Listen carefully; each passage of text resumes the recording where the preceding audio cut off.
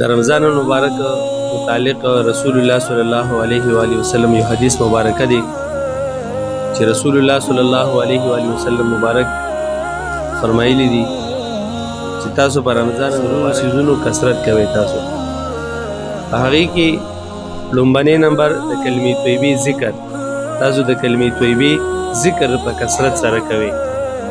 دویم نمبر تاسو استغفار ډیر زیات وایي. او دریم نمبر سیز رمضان المبارک کې جنت غواړي. او څلورم نمبر سیز چې کوم دی نم نه پناه غواړي.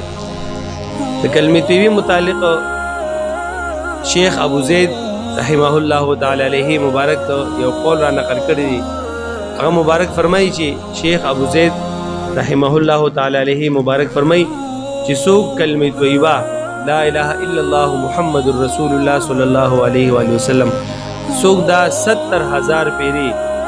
70000 پیری دا پوره کی او خپل مردگانو ته هدیه کی او بخي، نو الله جل جلاله جهنم نوتا 1000 پیری د کلمې طیبه ذکر وکي لا اله الا الله محمد رسول الله صلی الله علیه و وسلم.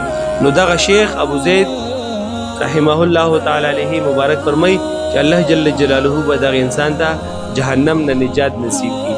محترم مسلمانانو، موږ له هم پکار دي چې دا کلمې طیبه دا ذکر دا چې کوم موږ په کثرت سره کوو او کم از کم د خپل مردگانو د لپاره یو پیرا دغه فکر چې کوم دغه موږ پوره کوو 70000 مرتبه، ان شاء الله العزیز الله جل جلاله به موږ تم ثواب را نصیب کړي. او د جاده پاره موږ وایو ان شاء الله العزیز هغه ته به هم الله جل جلاله د جهنم نه را نصیب کړي. الله جل جلاله دې موږ دې ما عمل کولو توفیق نصیب وګرځي.